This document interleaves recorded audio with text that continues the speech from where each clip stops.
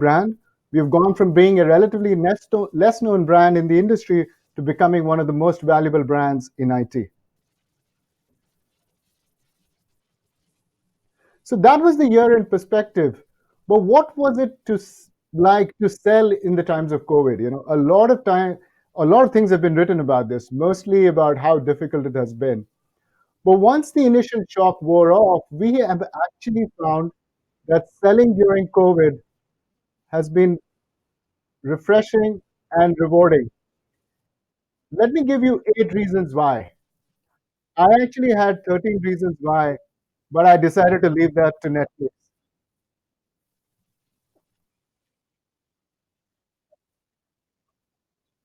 First and foremost, I'm very happy that video is the new travel.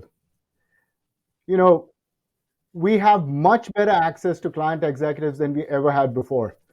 I recall one particular day where I spoke to clients in 4 different continents on the same day. I started the morning with a call with a client in the UAE. In the afternoon, I spoke to a client in South Africa. The late afternoon, I spoke to a client in France, and ended the day with a client call with a client based in the west coast of the US.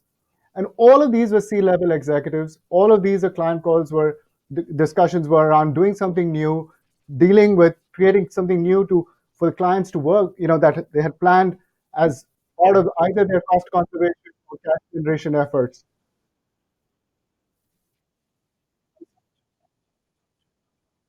I would still like to meet all our clients face to face. Don't get me wrong. I would love to have been in there in Mumbai right now, talking to you. And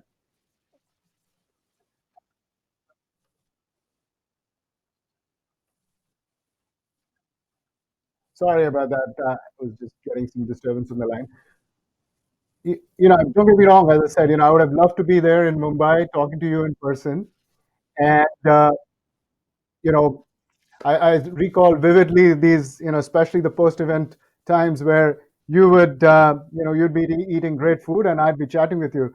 I'd still love to do that. But what we are seeing is a shift and new ways of working, which are not just leading to more efficient sales, but far more effective sales, essentially because we have much better client access and much better executive client access.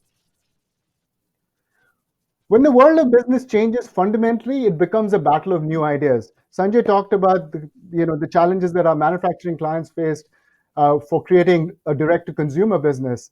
We literally had to build this overnight. This is not a question about scale or previous expertise. It's about how quickly we can deploy a new operating model based on new technology. We talked about a digital commerce solution in the previous session. One of our clients in the Nordics, they actually had a product catalog, they had pricing, they had all of this set. So moving them to digital commerce was challenging, but actually quite straightforward to do. What was most challenging was that this client had never created an infrastructure to deliver goods or products directly to the consumers. They didn't have a warehouse for this, they didn't have a transportation setup for this. We did this, created a program for them where we did remote blueprinting, remote development, remote testing, remote deployment. We even had a remote celebration with them. We implemented an SAP e-warehouse management solution and a transportation solution that enabled them to make sure that the promises they made to their customers could be kept from a delivery perspective. And this created a brand new channel of revenue for the client. In global delivery, we've always said that geography is history, but I think this is the first time we've really proven this to be true. It doesn't matter where you're based. What matters is how predictably you can deliver, how you can do that at low risk, and how you can do that really, really quickly. This is where LTI processes, tools, and methodologies came to the fore. We saw LTI Canvas in action. In fact, we had a client in the UK, a wealth management company, where they signed a large deal contract with us in February of this year, and they were extremely hesitant to go ahead with the transition in March as COVID hit. We got together, we created a plan, we completed a remote transition, which involved knowledge transfer, people transfer. We actually also enabled their advisors to be able to work from home. We created new digital channels for them. In the middle of all this, we also did a data center move. We're in steady state execution now, all without a hiccup.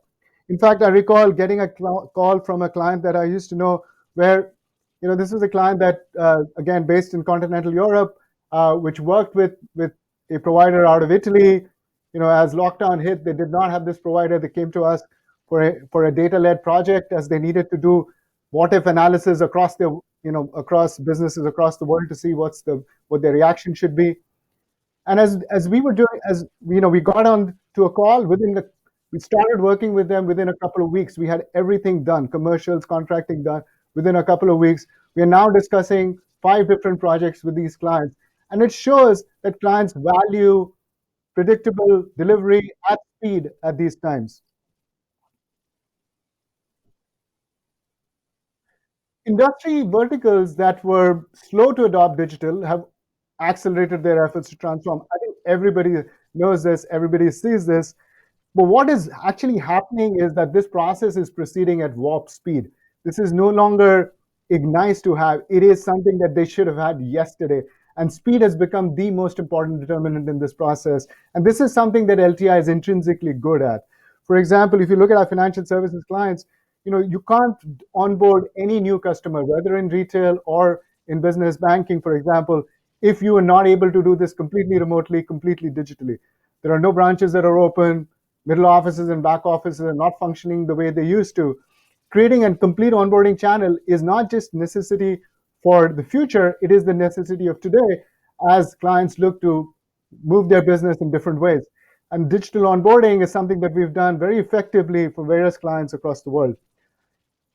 Friends, I could go on and on, but let me end. I do want to spend a little bit of time on the fifth idea, on the fifth reason why it's been a positive game changer. When the pandemic first hit, our clients, their first objective was to make sure their business was safe and secure. Business continuity was the first objective.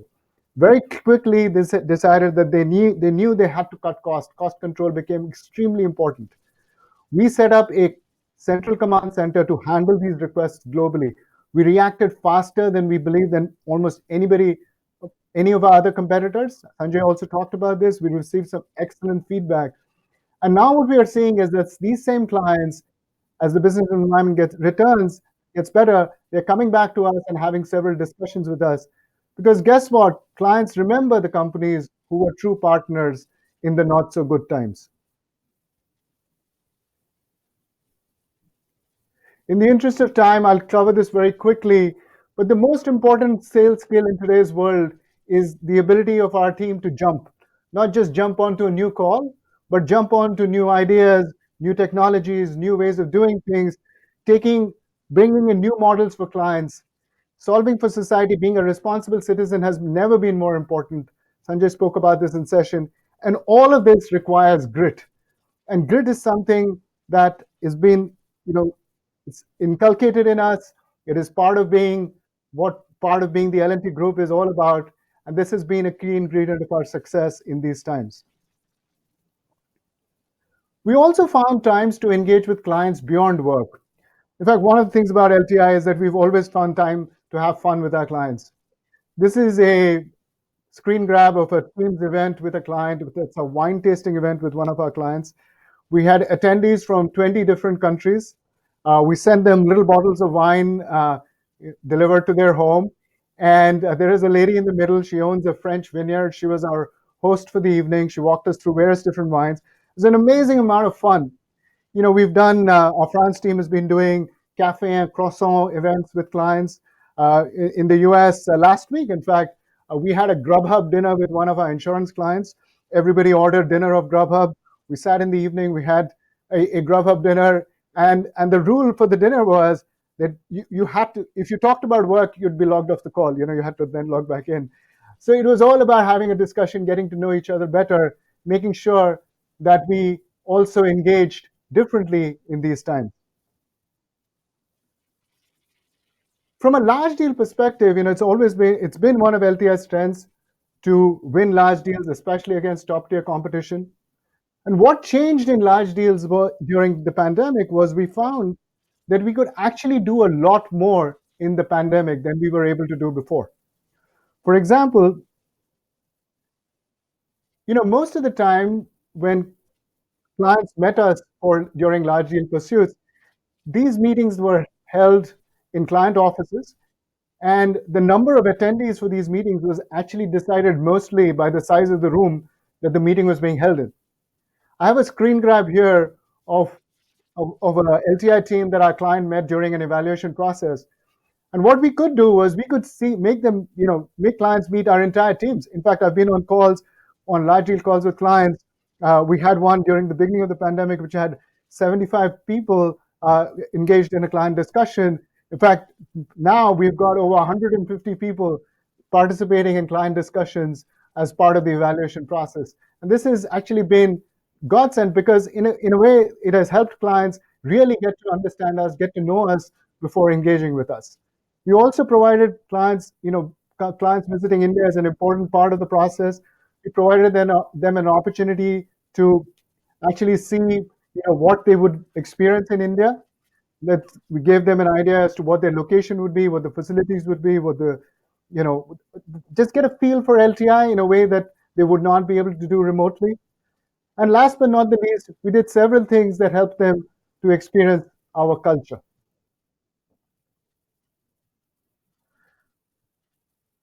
Solving for society is a key belief at LTI. The Varley art program is extremely important to us. We distributed Varley masks to all our employees in sales across the world. Here's my Varley mask. Uh, we are Varley mask ambassadors wherever we go. Most of these artists lost their livelihood during the pandemic. We worked with the United Nations Development Program to support them. We created a website for them to sell their masks. I'd request all of you to go visit the site and buy some masks. Thank you for that. And last but not the least, I do want to cover what we did with our sales team from an enablement perspective in these times. The whole purpose was to make sure that we have the ability to jump. This program was coordinated across the globe. And frankly, one of the good things was that nobody had an excuse not to attend. They could hardly turn around and tell me, Sudhir, I'm traveling and I can't make this session. The major focus for us was the cloud enablement program. We had 450 people in sales, marketing, alliances trained in various cloud modules using Cloud Guru. Um, this is it's a training program with assessments and with certifications. I'm pleased to say that all employees have gone through this. We also created a digital capsule program, which is to help our salespeople to have quick digitally enabled conversations with new ideas, with new conversations with new ideas with these clients. XIQ was a tool that we used. You know, I think all of us use Google Alerts to find out what's happening with our clients. But what we found was with the client environment changing so rapidly, that on its own was not enough. What we needed to undo was to understand in depth what was happening with the client's business, what was happening with their people, how their priorities were changing, what statements they were making, how they were responding to the pandemic. And these real-time insights led to better sales leads for us. LinkedIn has been a strong sales partner for LTI for a while, for a long time. But during the pandemic, we partnered specifically with them specifically for pipeline generation. We worked on initiatives like Max Your Profile, increasing, making, having targeted webinars. And as you can see, 8,500 plus unique connections established, 900 plus sales leads generated. This partnership continues. Last but not the least, we launched a specially designed reward and recognition program in sales during COVID called LTI Go Max. As part of this program, we have also instituted quarterly and annual reward schemes beyond the incentives that our sales employees are eligible for. So, what can you expect from us looking ahead? Account mining in the future. Minecraft, as you would recall, has been at the vanguard of our account mining, and it will continue to be so. But what we are going to do is to really amp it up with the Grit Alliance. Sanjay gave you a very detailed example of how the Grit Alliance works in practice. We are rolling this across all our top accounts where in time, we will have 100 plus accounts as part of the TGA. And we will continue to make sure that we look at clients in the most holistic way possible across business and IT and help them become the breakaway enterprises in their sector. Large deals in the future. You know, Large deals, when one thinks about large deals, we think about our relationships with third-party advisors. Uh, what are we doing proactively from a vendor consolidation perspective, from a captive carve-out perspective? We talk about large deal rainmakers, large deal teams. There's a lot of emphasis on this.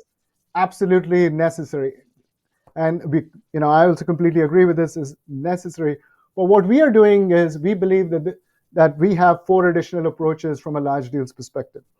Firstly, the Grit Alliance gives us a great way to for coming up with new ideas for cash conservation and cash generation. And what this entails is actually to create new operating models for clients using new technology and new platforms to fundamentally change either their cost base or to create brand new channels for them for revenue generation.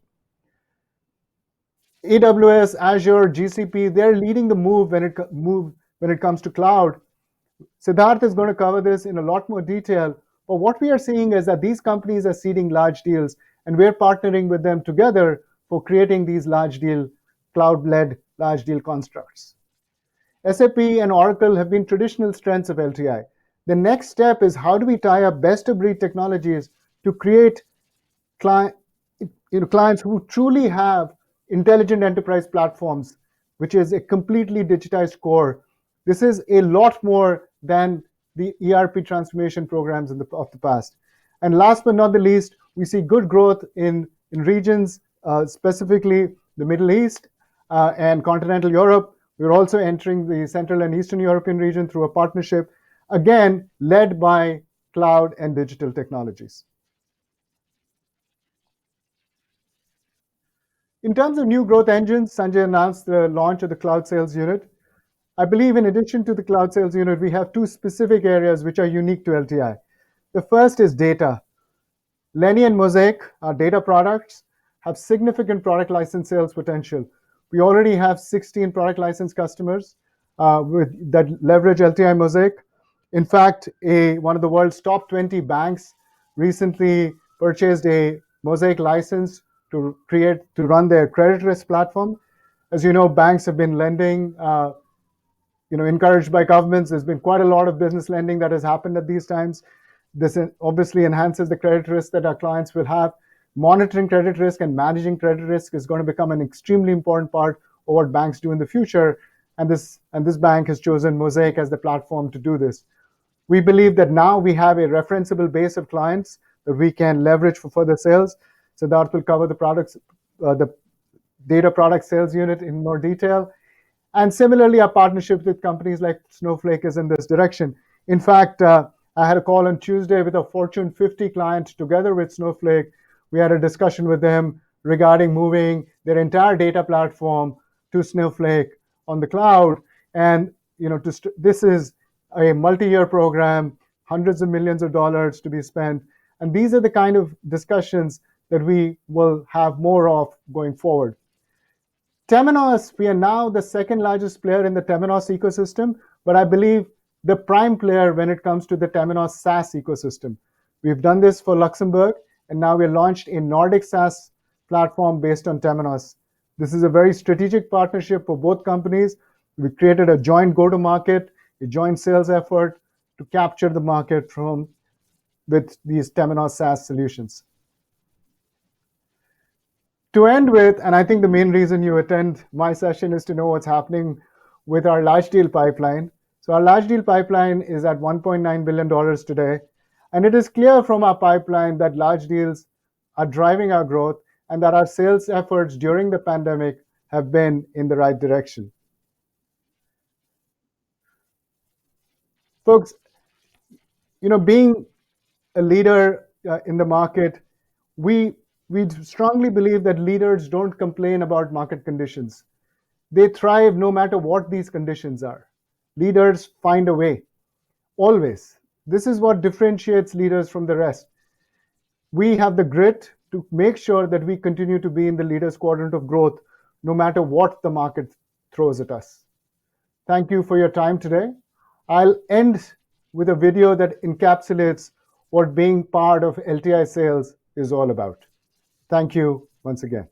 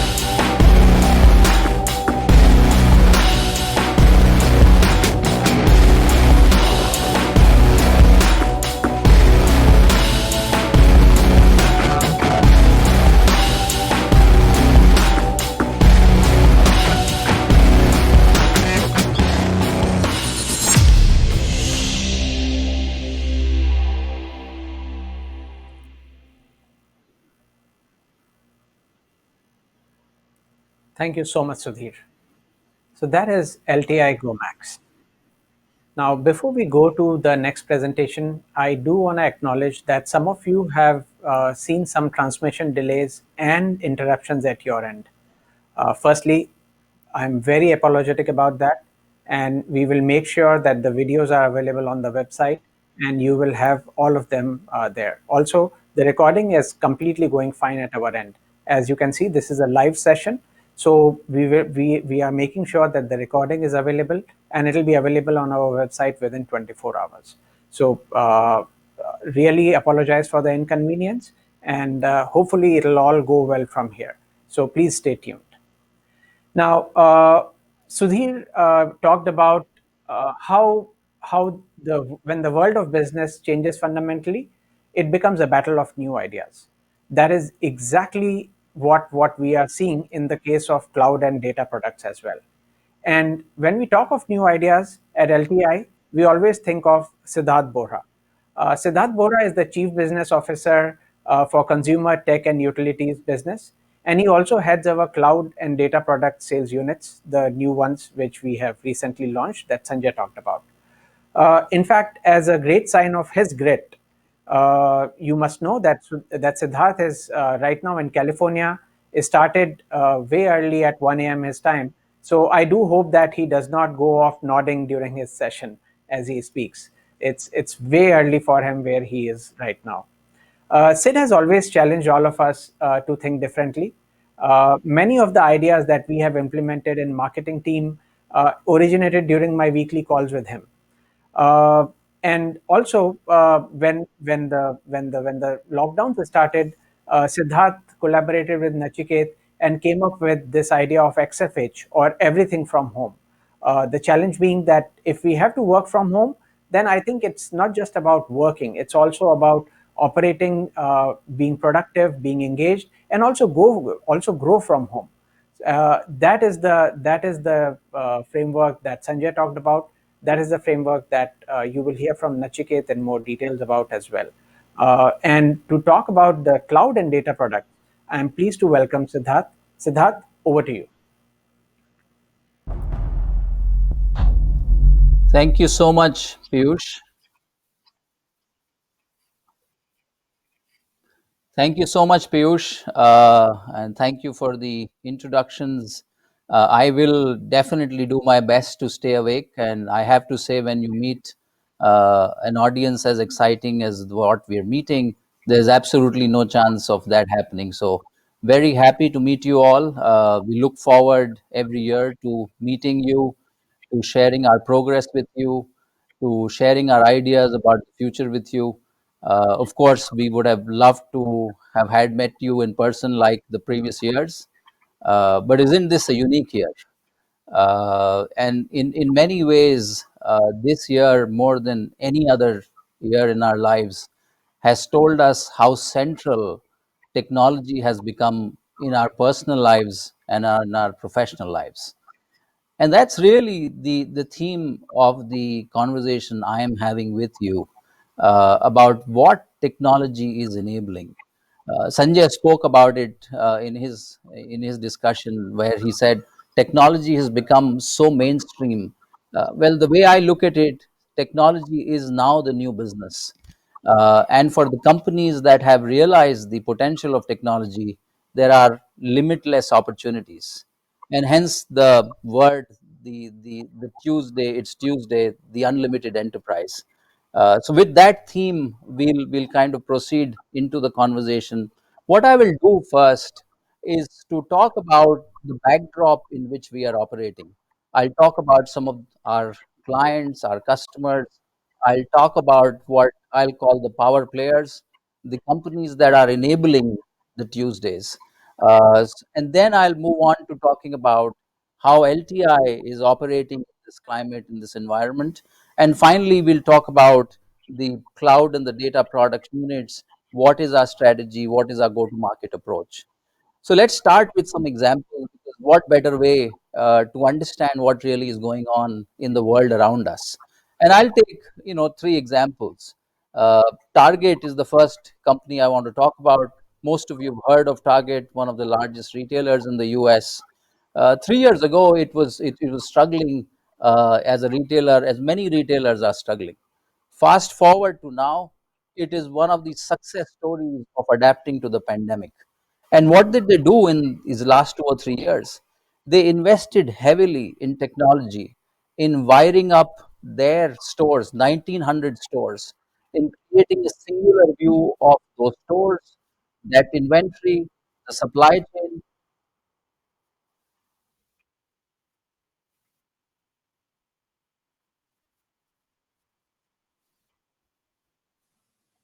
Sorry, I was hearing something in the background. So what Target did is wired up all these 1900 stores. And what that meant is when the pandemic hit, they were able to turn every store into what they call a hyper localized distribution center. And that is really the magic that happened. And in this year, their sales growth is 20% over last year. Their online sales are double of last year, and I can keep going on and on. Let's take another example. Sorry, I moved a slide. Let me just go back. Uh, the second example I'll take is that of Disney.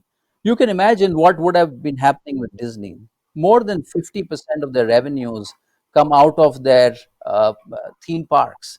And during the pandemic, that business nearly shut down. But Disney had been investing in building their streaming business, taking all their content assets and turning that into a streaming business. And in the year of the pandemic, in just 1 year, they were able to achieve the subscriber growth and targets they were hoping to achieve in 5 years. Just astounding. Let's take the third example of a manufacturing company, that is Carrier. All of you know about Carrier to be an air conditioning and a heating solutions company. Carrier in this year launched a new digital platform. Now, just imagine a manufacturing company launching a digital platform to address the cold chain, basically how perishable products and drugs get shipped when they need to be shipped in a certain temperature controlled environment. It is their belief, and it is their research indicates that nearly half a billion tons of food products are wasted annually across the globe because they are not being able to be shipped in the right controlled environment. Nearly $35 billion of drugs get wasted. Imagine this could be a vaccine that we all need because of the same situation. So, a company like Carrier is losing using technology, cloud, and data to completely reimagine cold chains. And I deliberately picked the brick and mortar companies because the startups and the digital native companies are doing exceedingly well. What we are seeing is a complete reinvention of the enterprise. And that is the opportunity we at LTI see as we look at cloud and data. Moving forward, let's spend a little bit of time, maybe just a minute, on what is powering Tuesdays. What is powering this whole ability to think in a limitless way? I'm going to talk about two segments of companies. Firstly, the hyperscalers or the public cloud companies. If I take just the top three public cloud companies, Amazon, Azure, and GCP, their current business just on infrastructure as a service and platform as a service is upwards of $80 billion. Sizable, as you can imagine. It's tripled by the way, in the last 3 years. It is a forecast of all the leading analysts that it will more than double in the next 3 years again, maybe even triple, which means you're talking about just these three companies having a combined revenue from cloud, infrastructure, and platform of upwards of $200 billion. Now, you can imagine the services implication of all of this, right? Somebody has to deploy this cloud. The second data point that I'll talk about are the data product companies. Now, I just looked at the top six listed data product companies in the US right now. Their combined valuation is that of $200 billion, actually, a lot more than that. Now, step back and think what's going on? What's driving this growth? What's driving this valuation? The answer is very simple. The enterprise of the future will leverage the power of the cloud, the power of data and analytics to reinvent, to succeed, to stay ahead. And that is what's driving this growth and these valuations.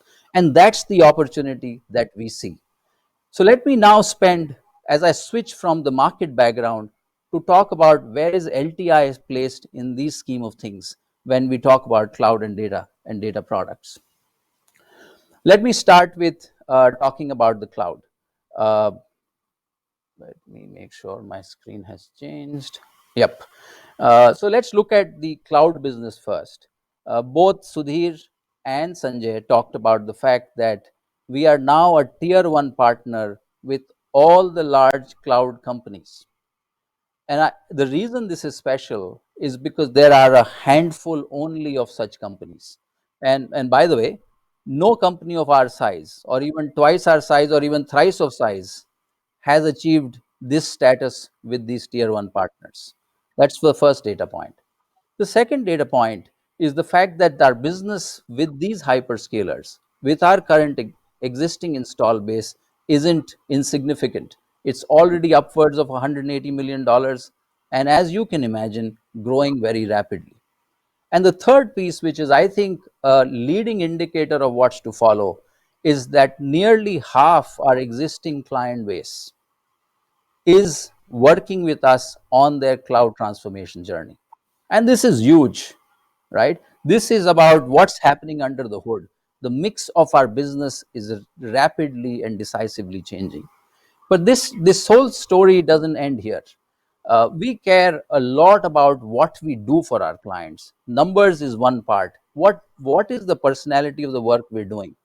Now, I'm not going to get into all of these details, but couple of points to make here. When we look at cloud, we don't look at cloud just to be a technology transformation opportunity. We look at cloud to be a business transformation opportunity. And once you start looking at that as a business transformation opportunity, you solve for higher goals. As you can see from the examples here, what are we doing? We're helping startups scale. This trucking company, 15,000 clients, 600,000 trucks, 2,000 locations. We're helping build that business, scale that business rapidly. On the other end of the spectrum, we're helping new business models being taken to market, cashless, paperless insurance that transform customer experience. So cloud for customer experience improvement. The third example, and for everybody, R&D and pharma is very close to everybody's heart. We're helping R&D companies make sure that they are able to improve the collaboration within the R&D teams so that the drug discovery timelines are controlled. So you can imagine the kind of use cases we're deploying using cloud. That's what excites us a lot about the work we're doing. Now let me start talking about what we're doing on the product side of things, right? Uh, Sudhir spoke about the recent signing of of Mosaic by a very large banking company from a risk perspective. Well, let me go beyond the banking industry. Over the last year, and I'm sure you remember, Nachiket launched Mosaic last year, and we got Sati and Sachin to talk about these products. Over the last year, be it large consumer goods, large manufacturing companies, large media companies, all of them have started using Mosaic or Lenny in a very meaningful way. And I'm going to share some of these examples to kind of make the point of how core and how differentiated our product offerings are. So that's one part, is the adoption from our client base. The second part is that with our products, we seem to have entered categories that are already large, substantial, and growing very fast. And in the case of Lenny, and that's the third point, we are we are in a category that we are actually creating, and it is on fire at this point. So there are only a handful of companies that are playing in that category, and we are one of the leading players. So that has us really, really excited about what we seem to be doing on the product data space. Now, let me again take a minute to talk to you about the kind of work we're doing, and that will give you an idea of why we take this business so seriously. Just let me take two examples. The first example is again in the pharmaceutical space. One of the largest pharma companies working on some of the vaccines that we all care about, is using Lenny to make sure that they have very clear visibility in their R&D pipelines, in their R&D cycles, so that they are able to understand where risks lie and are able to mitigate them proactively in a much faster way. And they're doing that on the basis of Lenny. So you can imagine how core, how mission critical this work is for which Lenny is being deployed. Let me take another use case from a CPG company. One of the largest CPG companies using Lenny again to improve their understanding of white space by looking at the e-commerce business, their e-commerce business, by the millions of comments that consumers give about those products. And by now, over the last 1 year, we've been able to find $500 million of white space for this organization. So again, I wanted to paint a picture of the kind of work we're doing with our clients on the product side. To connect the two dots, the cloud and the products, we seem to be in an incredible place, great partnerships, great clients, great nature of work, great proposition. And that is really what gives us tremendous confidence and tremendous, what shall I say, excitement to branch this out and create separate, independent business units with both of these. Over the next 10 minutes, I'll talk about, how are we going to go to market. But suffice it to say that these are going to be critical growth engines for LTI in the next 3 to 5 years. Suffice it to say there are a handful of companies, if any, of any size, which are playing both these markets. A lot of companies are playing the cloud market, and of course, a lot of companies are playing in the data product space. There are hardly any which play both. And that's why we feel so blessed that some of the investments we've made over the years are bearing their fruit now, and we are in a position to truly scale from where we are right now. So let me now begin to double click onto what the plans are for each of these businesses. And I'll start with the cloud business. Sanjay already mentioned we believe this is $1 billion bet for us over the next 3 years. We are going to be setting up independent, dedicated business unit for each of the hyperscalers. So a business unit for AWS, a cloud business unit for Azure, and a cloud business unit for GCP. And in the times to come, maybe for the some other hyperscalers like IBM and the others. What does that dedicated business unit mean? The sales, the marketing, the solutioning, the architecture, the consulting, all of this would be dedicated functions. And as we have begun and proceeded with our discussions with each of these companies, they have been so excited about the way we are approaching, about our strategies. They are so keen to invest behind us building our business that it gives us tremendous confidence that this is the right way we are approaching it. So in three independent business units, our cloud business units are being set up with the goal of creating $1 billion business over 3 years. We will look to grow and sell to clients which are beyond the LTI traditional account base, the Fortune 500, the Fortune 2000. Of course, these are important companies. Of course, we will focus on that. But cloud has truly democratized the usage of technology. And we think there is a great opportunity of taking cloud to some of the smaller organizations as well. So that's part one of what we are thinking about doing in the cloud. Part two is really what is our playbook? There are lots of companies playing in the cloud, right? There are the startups and there are the large companies and there are the companies of our size. What is our view? How are we going to go to cloud? And again, we feel that there are three parts to this whole piece. One, cloud needs to be consumed in context. Cloud for a media company is very different from cloud for a financial services company, right? So what we are doing is that we are building cloud reference models for each of these industries, right? So when we go to a media company, we're talking about how can they truly monetize the power of cloud in their context. How can they improve their content supply chains, for example, in a far more efficient way than what was being done when they were on premise. Second example, cloud for supply chain is very different from cloud for finance in any organization.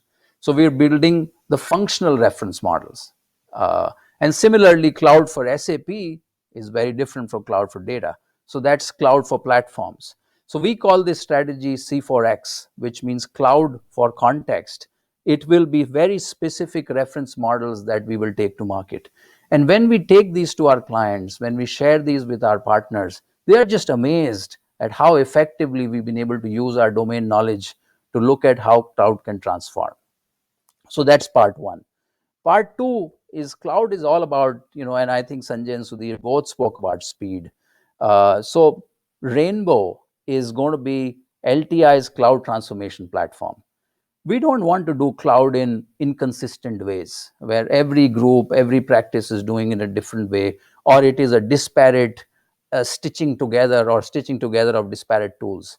Rainbow is our integrated cloud transformation platform. And this is huge, folks. This is about taking the entire cloud journey from assessing the potential of what you can do with the cloud to running operations on the cloud brought under one platform. What will this do? Significantly, firstly, accelerate the time to cloud adoption.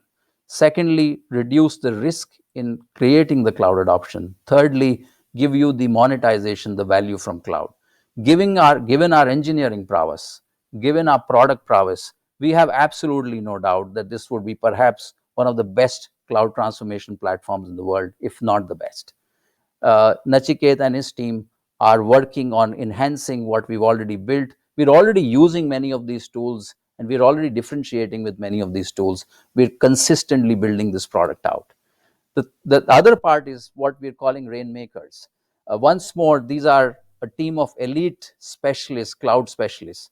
Cloud is a very specialized game. It just cannot, there is the number of situations I encounter where cloud transformations have gone wrong is just not funny. It sounds very fancy, let's move to the cloud, but it's not an easy thing to do. You've got to understand the technology well, you've got to understand the platform well, you've got to understand the domain well. So we are investing very heavily in making sure that we have the manpower, we have the specialization that cloud needs, and Rainmakers will be that team. And we are investing ahead of time in making that happen. And finally, what we call CWOW or cloud ways of working. Canvas, Nachiket has spoken about, Sanjay has spoken about. We are going to morph Canvas to adapt to the cloud. We are going to create labs. We are going to do R&D on the cloud stuff. The whole idea is to stay current and stay ahead and adopt the cloud ways of working and not just go the legacy ways of working. So our playbook for the cloud is very unique, is very tailored, very customized, and very contextual. And that's what our clients like about how we go to market. And that's what our partners love about how we're approaching the cloud piece. Now, let me start. So just to, again, give you a sense of how we're approaching the cloud interventions, let me now spend a few minutes on the product side of things. Again, Sanjay, Sudhir both spoke about the business unit that we're forming. It will be like a product company. All the functions that a product company has, be it marketing, be it sales, customer success, R&D, product management, we already have these actively functioning. They will all reside within this unit. We will go to market with 5 products, and I'll talk a little bit about that. The commonality in these products, and here's the synergy with the cloud business, is that these are products for the cloud and cognitive world. What does cloud do? Cloud has made so much data available to the enterprise that they are just swimming in this data. They want to make sense of it. Our products enable to make that happen. And when I say all sizes, what we are talking about is going to a very large set of customers. We think we have the product suite that should be exciting to thousands of clients, right? And when I talk about our channel strategy, I will explain to you how we plan to reach thousands of clients with these products. Let me spend a minute or two on the products itself. When we look at the data ecosystem, we're married to one value chain, and that value chain is what we call the data to decisions value chain. On the left hand side, if you assume data, This is where all the data, and I talked about this incredible volume and variety of data coming into an enterprise. On the right hand side is how do you consume, how do you make a decision. So if you look at this on the left, decisions, for example, Mosaic Decisions allows you to cleanse, transform, and get immense amount of data ready for use in 90% less time than a typical scenario. Now, why is that important? I'm going to talk about this example. In a typical data world, 50 to 70% of the effort goes just in preparing the data for usage. Decisions disrupts that. That 50 to 70% comes down to 10 to 15%. And we've begun to test this hypothesis, and as we began to test the hypothesis, our clients loved decisions, and we have now adoption in multiple clients of the Mosaic Decisions products. So that's on the left hand side. ML Logistics, just to give you a sense, automates the data sciences workflow. Once more, lot of manual effort for a very intensive critical activity fundamentally automates it. Again, a bunch of clients for ML Logistics as well. And the decision side of thing is Lenny, which is where we think we're building a new category, right? And what Lenny does, you can, if I had to use a simple analogy, Lenny is a Google-like search for insight. What you can do with Lenny is type questions like, what would happen if I increase my sales team by 30%? What would happen if this pandemic trend continues for 6 more months? And Lenny has the cognitive ability to poll your data sources and bring you out the right answers. Very, very disruptive, very, very market leading. So these are the 5 products that we are going to take to market. We will also create an app store, which essentially is about use cases that we've already created on the basis of these products, which means our customers will be able to plug these use cases. It could be working capital, it could be R&D planning, some of the examples I talked about, and this app store will build over a period of time. Very unique concept, not been done in the industry, but we think if we leverage our domain understanding, our services muscle, along with our product piece, we have an unbeatable combination of doing that. My final slide, and to kind of talk about key strategies when it comes to products. And I'm going to spend more time on 2 specific aspects. One is SaaS and the other is the ecosystem. So last month, we launched the SaaS version of many of our products. Now, what does that mean? It means that a click of a button, you're able to download our product and begin to use it. Now, what does that do? It opens the ability to use for hundreds of thousands of clients, right? It becomes very easy to deploy and use. Next month, again, we're doing a very large SaaS rollout of another set of products. And our plan is that we will SaaSify most of our products. It will almost be like a data equivalent of an ERP, where you're able to create these incredible sophisticated capabilities with a click of a button. So that's a big thing that is happening. The second piece that I'm going to talk about is the ecosystem. I spoke about being able to reach thousands of clients, right? Because we have the products and we have the R&D muscle to continue keeping innovating on those products. We're already now working with clients who are white labeling these products and rolling out to their clients. And what that is doing is creating a very scalable channel for us. On the other side, we're working with the hyperscalers to host these products on their marketplaces. Now that opens another gigantic channel for us, right, for these products. So 2 points, besides the product differentiation that I've already spoken about, because the adoption we see tells us that these products are truly differentiated, we are spending enormous amount of time to making sure that these products get used by a much larger set of audience through the SaaSification and through the ecosystem. So in summary, if I connect all the dots, there is a world out there which technology is completely reinventing. There are players in the cloud and on the data side who are at the core of this transformation. At LTI, we feel blessed that we are playing in both these areas, the cloud area and the data area, with some incredible IP and capabilities. And as a next step, we are going to double down on these businesses to create what we think is a unique organization that has very few parallels, that will truly deliver the unlimiting that we say for the enterprise clients. Thank you so much. It's been a pleasure talking to you.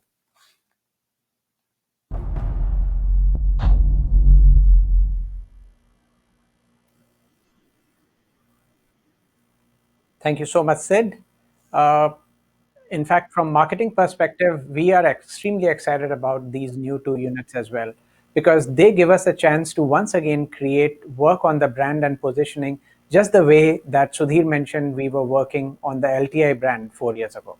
So new products, new offerings, and new go-to-market opportunities. So look forward to that.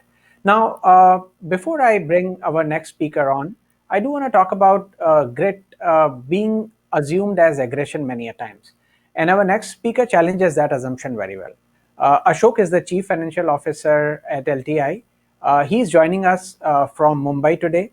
And Ashok has very deftly handled the finance function during one of the most defining crises of our lifetimes.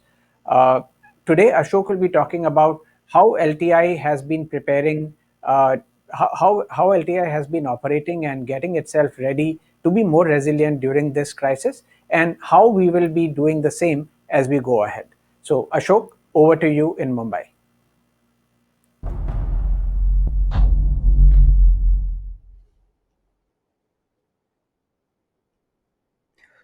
Thank you, Piyush. Hello, everyone. Thank you for being with us today on our fifth annual Analyst Day. We completed 18 quarters or 4.5 years since our listing in July 2016. It has been an exhilarating journey, to say the least. So thank you for your trust throughout this period. They say that numbers speak for themselves. And my job today is to present you LTI numbers for the last 4 or 5 years to show our performance even in difficult times. And also, I must tell you that they say that past performance is no guarantee of future results. And this disclaimer is so familiar to you guys. But at the same time, we must look at the history to understand the future better. And we must learn from history so that we can understand what lies in the future. So let us start with our recent performance in the first 6 months of the financial year, which is going on, FY21. Yeah, just moving to the next slide. Yes. So let me just tell you that last few months have been the most unprecedented of our lives, which required us to be more agile and more grittier than usual times. And I thought it would be a good idea to present you pre and post COVID financial and operational performance. On the slide, which is there on your screen, the first column is the H2 of last financial year, which ended with onset of COVID. And the second column is the first 6 months of this financial year, which is basically the COVID period. Of course, the third column is the last 12 months, totaling both the columns and providing you average.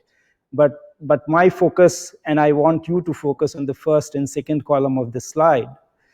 You can see the revenue growth, which was at 10.3% for this year, H1, has been an industry leading number despite a very, very difficult first quarter. Our digital offerings supported this growth. It has gone up to 42.4% and kind of tells us that digital transformation is going to be mainstream. It has got accelerated. Sanjay talked about our approach to 3x3 during this COVID crisis period. And one of the item was the protect P&L and balance sheet. So we protected our P&L balance sheet through that approach, and worked in a very, very structured manner, and were able to improve our margin, which you can see EBIT margin as well as PAT margin during H1. And please note that at the same time, we have supported our clients also and have been very, very responsive to their needs. The last row is free cash flow, the growth in free cash flow, which in this H1 FY21 was at 112.6%. This was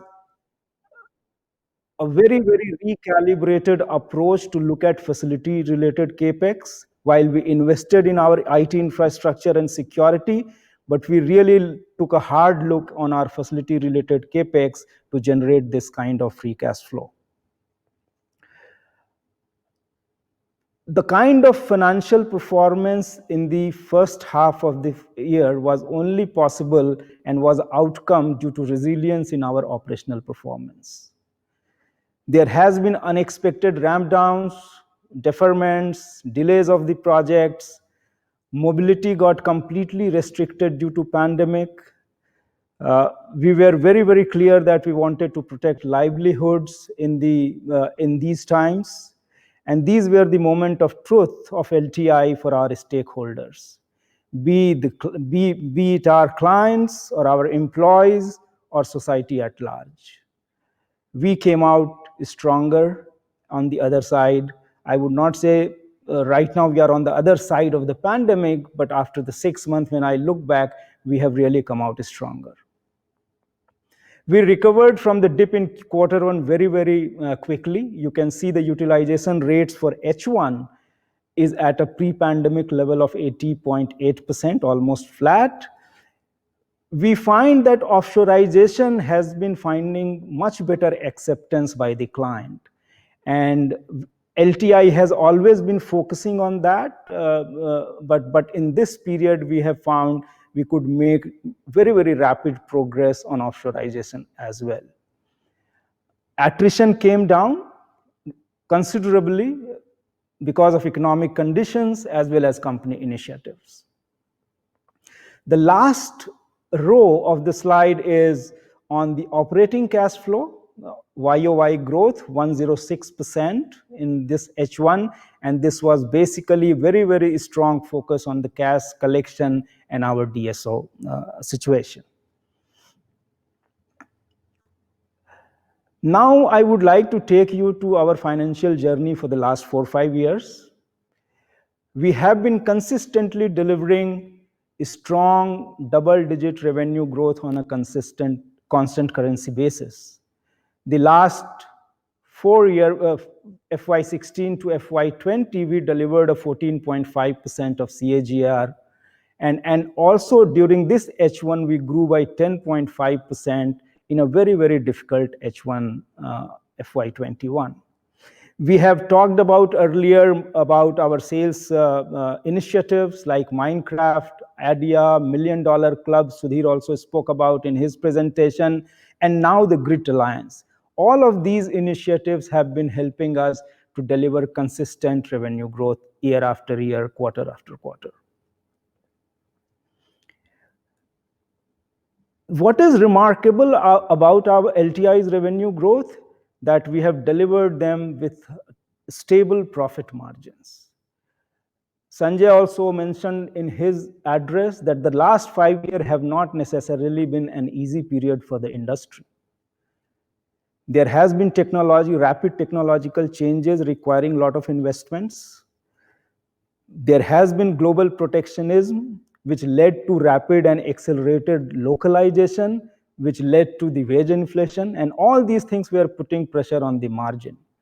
But a very, very structured and programmatic way to working on several levers, we could sustain our margin. And of course, robust revenue growth has helped the cause for our ability to maintain the margin and deliver a consistent performance.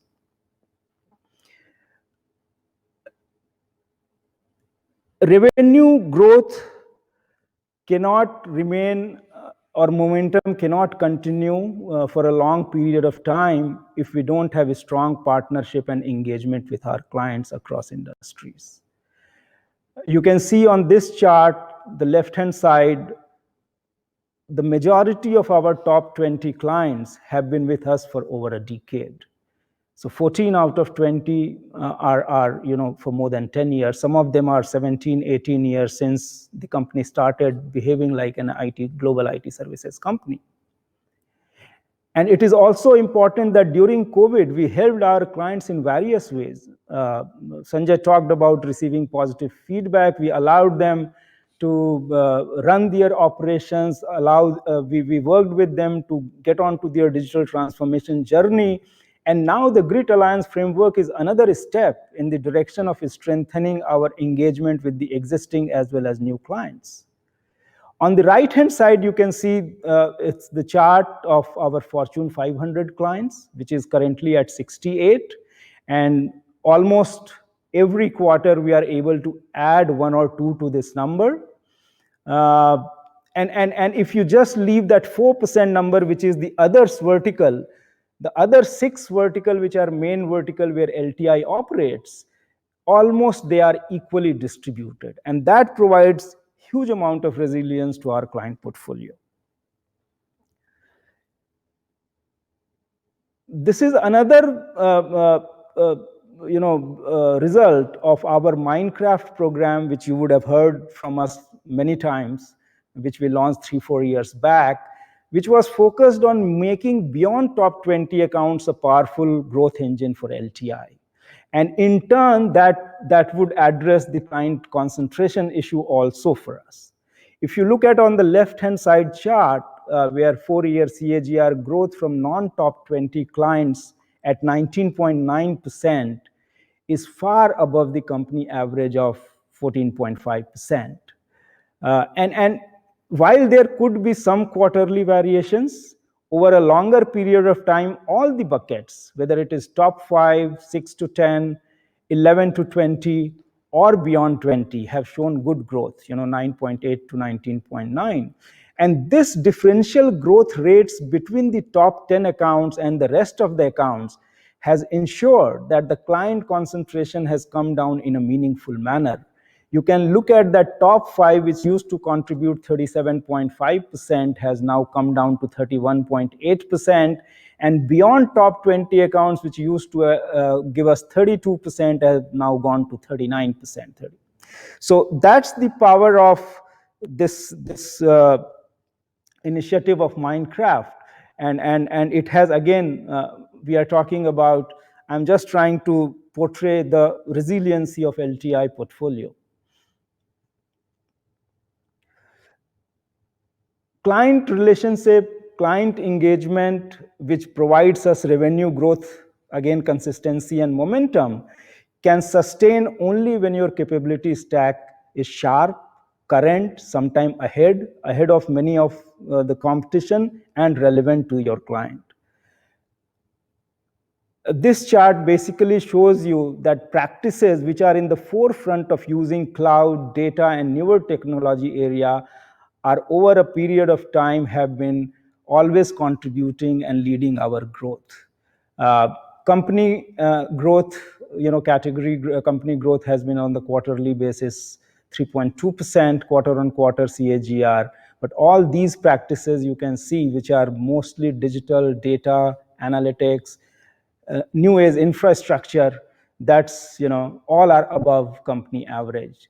The only other practice unit which is below company average is the application data management and testing, development management and testing, which is also growing but at a slower pace. And this has effectively changed the mix over the period of time, where from 50% at some point of time when ADM testing in FY16 used to be 50%, have now come down to a 1/3 of the portfolio. And other data analytics, new age infrastructure, they have grown quite big. And again, this also provides, and a lot of things, a lot of capability also got acquired. We made 6 acquisitions in the last 3 to 4 years of period, and they have also helped some of the strengthening of this. Sid talked about cloud unit and data product unit. Some of these things, IPs, which we have now further built, also came through acquisitions.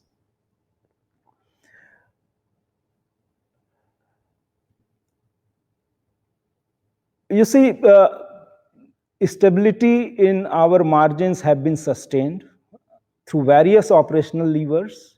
We have been working on them over the years, last 3-4 years particularly I'm talking about. And some of those levers I have shown here. You can see the utilization from 75.7% have gone up to 81%. On-site offshore mix has come down from 24% to 20%, and subcon cost, which is one of the finest in the industry, has also come down from 5.2 to 4.7. We are finding that as we grow, as our scale grows, even utilization can keep creating incremental room for improvement. Greater acceptability by clients of offshore, nearshore options gives us confidence that we can achieve further improvement in the on-off mix. And our subcon cost, which is one of the lowest in the industry, our endeavor will be to use it strategically going forward.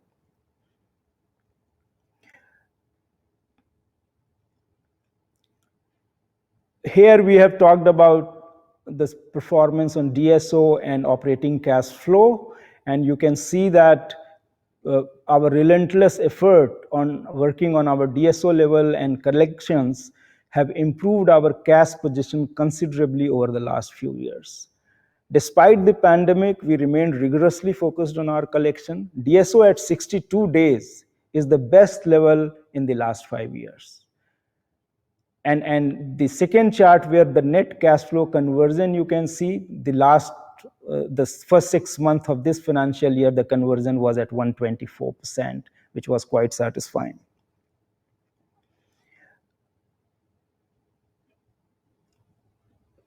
Yeah.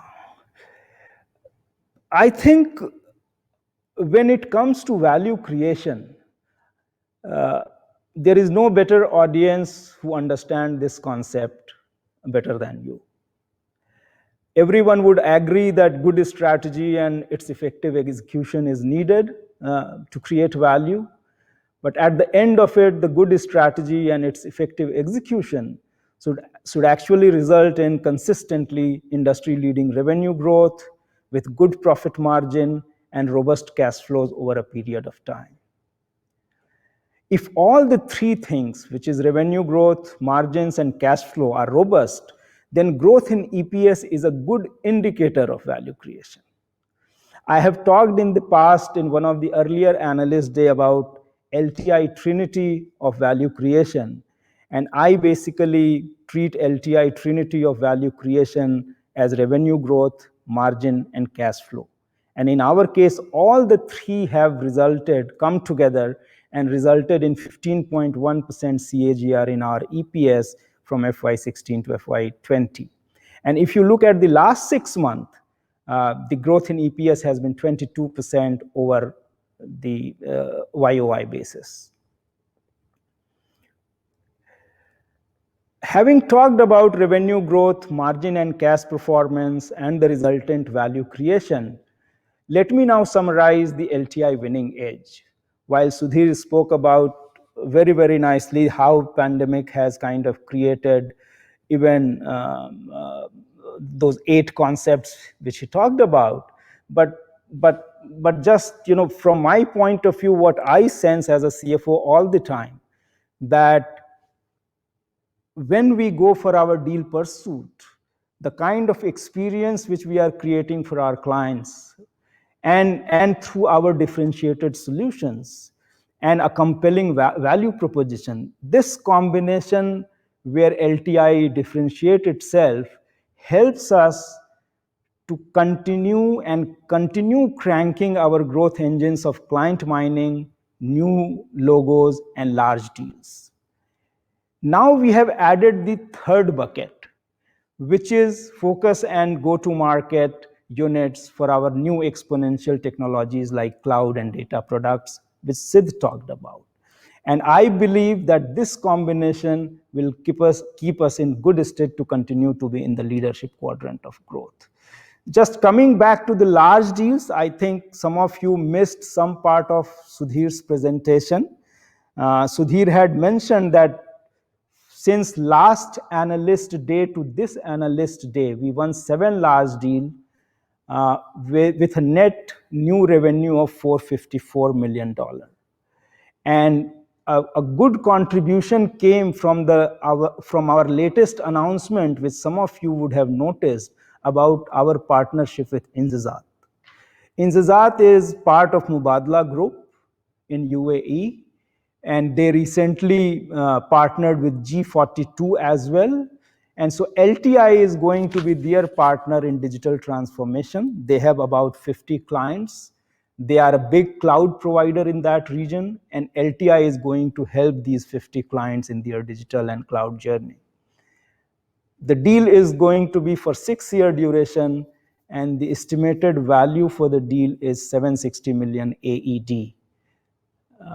So that's the part which I thought is important for you to note, because some of you perhaps missed when Sudhir was presenting that. So what is the focus? We talked about what gives us confidence that we can continue with our revenue growth momentum. As far as the margins are concerned, while effort mix and utilizations are going to be important, but I think various means to achieve productivity enhancements are in play at this point of time. There are several levers around, whether you talk about organization designs, delayering, or automation, or commercial construct of the contracts which we manage with the client. Everything are being looked at. Some of the things are under implementation, and we think that we can leverage productivity in a big way going forward. This pandemic, everyone agrees, that is going to bring some of the permanent, long-lasting structural changes, the way work is conducted, the way work is delivered, from which workplace it is delivered, what would be the constitution of workforce, and Nachiket is going to be talking about in detail. But this also provides opportunity to look at our hiring strategy, how the work is done, from where it is delivered, etc., etc. While initially all these things may require certain investment to be done, but I am very confident that in couple of quarters or few quarters, your cycle starts running, and they can give you a revenue and return on the investment in this area.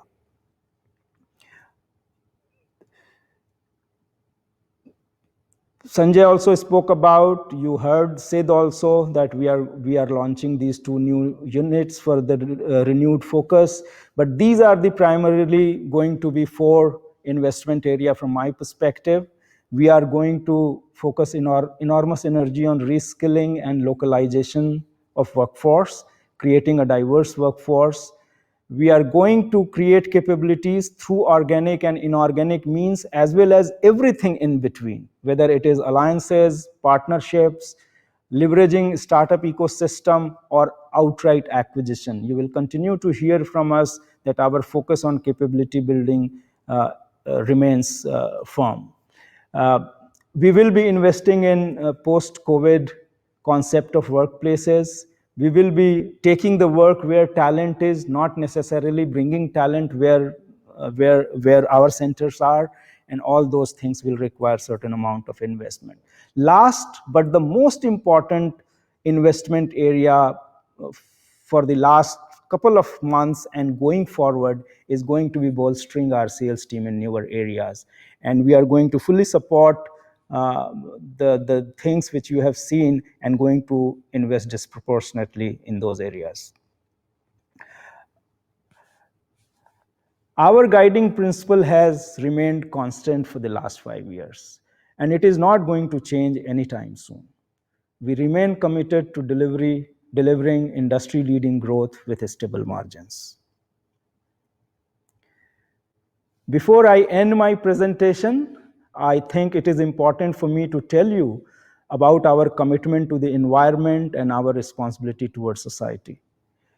LTI focuses on 3 E's: education, empowerment, and environment. Our CSR mandate is within these three E's, and all the programs which we undertake must meet certain criteria within these three focus areas. Since we started our CSR program as an independent and separate entity, several awards for our work along the way have come to us. Some of them are shown here.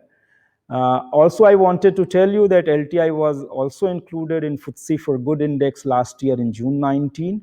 We are committed to continue to progress, continue to grow in a responsible manner, in a manner where we contribute to society where we operate in, and that's the way LTI, you can expect all these things coming out of LTI.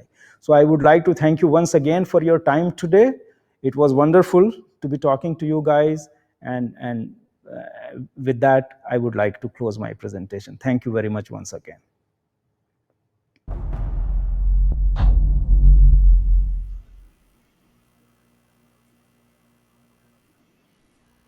Thank you so much, Ashok. Always wonderful to hear your analysis about the impact of numbers and how the patterns of today, the changes of today, the investments of today will lay the foundation for the future of LTI. As always, the slides are available on our website. If there is any part that you could not see on the smaller screen, these slides can be downloaded on the website.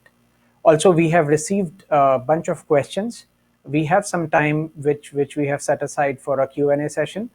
Please keep them coming.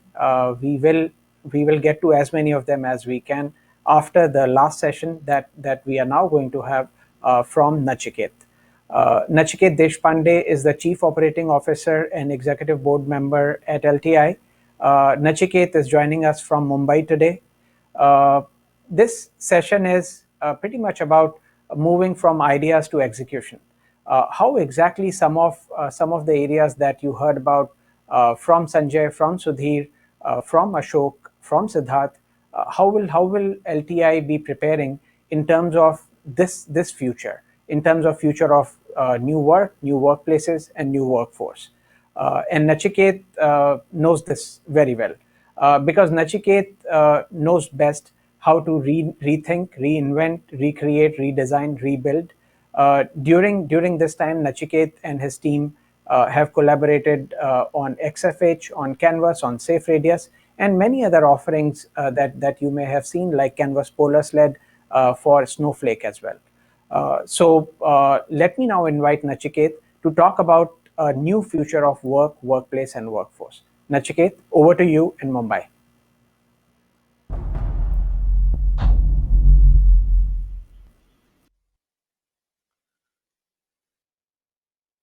Thank you, Piyush. Good evening, all of you, once again from my side. It is truly an unprecedented time. So when we spoke same time last year, none of us would have imagined that 2020 is going to unfold the way it did. And I know, it is this time of the year as we are counting down for the year end. I at least am wishing that when I go to sleep on 31st of December, I will wake up in 2021 realizing this was all a bad dream. These the seismic shifts that we are seeing in the businesses are not new. From craftsmanship to industrialization to digital to cognitive, these shifts happening across industries for many centuries. Each of these shifts have always enabled value creation opportunities for many industries and companies. Crisis like that we are always creates acceleration or disruption in this seismic shift, creating unprecedented opportunity that can be exploited for value creation. So what I wanted to talk today is focus on such opportunity created in work, workplace, and workforce. Let's talk about work first. The first disruption I believe it's created in work is the type of work. Pre-pandemic, an accelerated digital adoption was attribute of a breakaway enterprise. it was known that people who have adopted digital transformation were leaders in their respective industry. Now it's a question of survival for every industry, for every organization, in each industry and each market. Then next disruption that I think is also relevant for that is perimeter expansion. And Ashok and Sanjay talked about it in their presentation as well. Pre-pandemic, each of the clients had set thought processes around what's core to them and hence what they would like to do it themselves. Also, there were set models for them in terms of what they would like to get executed in close proximity to them.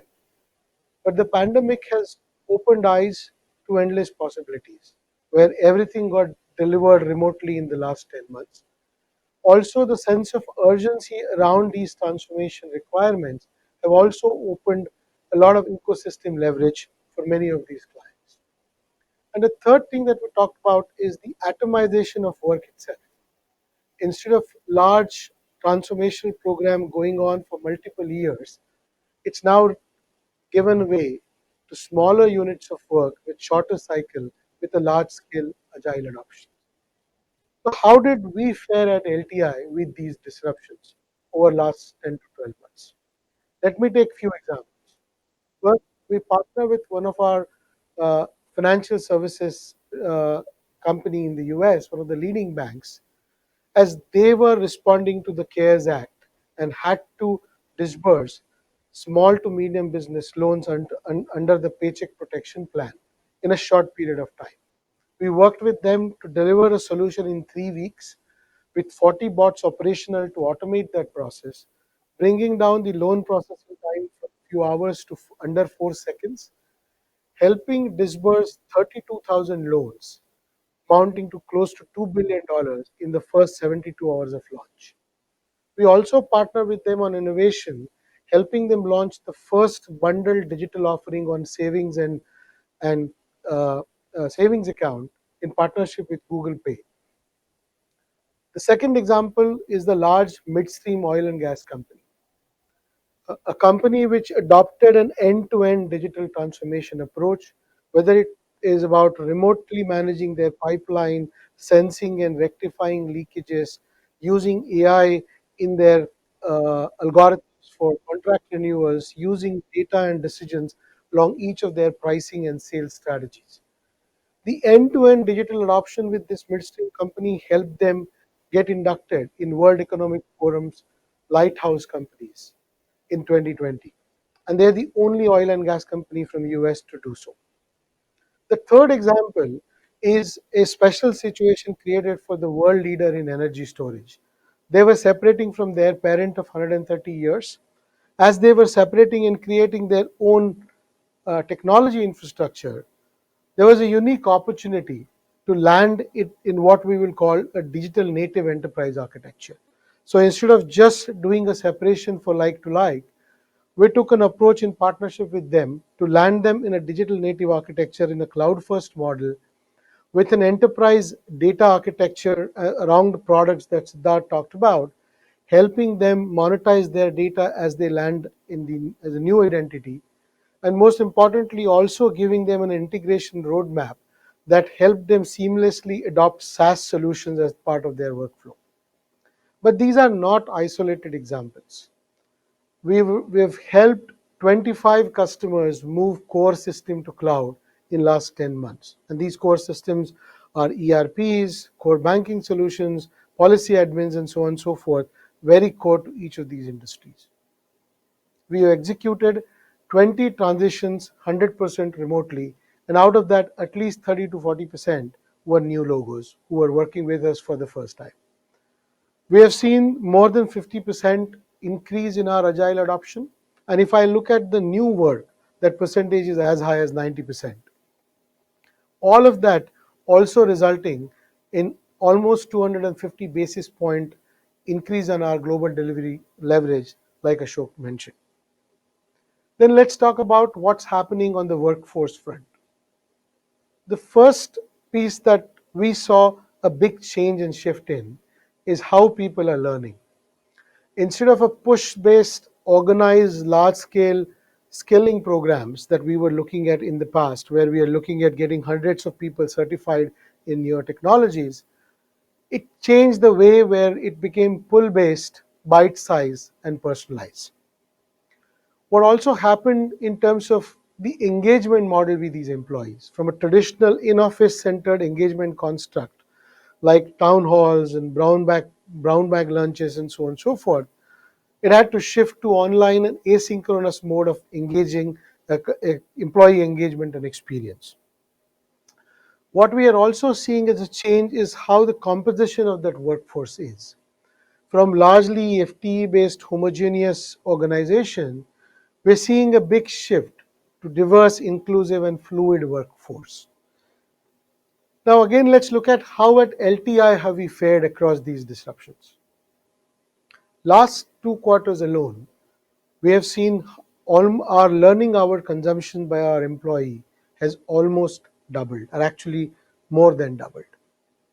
We have seen that there are 90,000 different learning courses and items that are aggregated and curated on our learning platforms. And what was most revealing to us is that when we looked at how are people learning and what are they learning, there were 200 distinct learning pathways that emerged that we had not thought about how people will consume the data. So that's really taking this personalization, bite-sized learning in action. We rolled out Lena.ai, our employee engagement AI platform, just before the pandemic. We have covered close to 50% of our employees on that platform. We're seeing very good feedback from the employees. We also saw the Facebook at Work workplace, which we've always had at LTI, being used in many innovative ways. So there are special interest groups that was always operational in many of our centers, focused on uh, uh, uh, literature, focused on culinary skills, focused on a lot of other things, even music, in yoga, and so on and so forth, that people form these special interest group at every location. And we saw all of them adopting these were special interest group on workplace in a virtual world. So the special interest group activity and engagement of employees with each other on this area didn't go down, but actually just migrated from physical to a virtual environment. And during these 10 months, we got recognized as great place to work for our US operations. We also have 1500 plus bots running as part of our digital workforce, as I would call it, and that count continues to grow as we do even larger scale adoption across our service offerings. Then also look at now workplace, from physical to virtual to hybrid. We have few large delivery centers across the globe. Now many are talking about how a satellite center's more distributed workforce augmented by work from home will be the new way of how we will get organized on our workplace. The other things is, from a singularly owned specific purpose workplaces, what I call I places, the industry is moving to more shared, more collaborative, more interactive workplaces called we places. What we also see that the workplace itself is getting much smarter with technology. Today we have lots of facial recognition to a lot of other contactless technologies that have got rolled out, and also our experiences in terms of technology are becoming seamless no matter where we operate from, whether it's one office to another to home. How are we faring at LTI with all of these? So we had roughly 16 delivery centers spread across 10 cities in the beginning, and we ended up moving to a model of 32,000 delivery centers, which was every individual's home spread across 100 cities. When we look at what's going to be our future model, we believe for LTI the future model will be hybrid. We will continue to have work from office as one of our key attributes for culture, for collaboration, for people's belonging, but it will be spread across 40 odd different delivery centers spread across 20 cities. And that's the investment that Ashok talked about as we have started to build. And we would have 2 new locations coming up in India, 2 new locations coming up in the US, and a number of others, both near shore, onshore, offshore, planned over several quarters. We have already moved to 40% of hot desking in our facilities today, and that number will keep growing as we switch on the facilities post pandemic and refurbish some of them.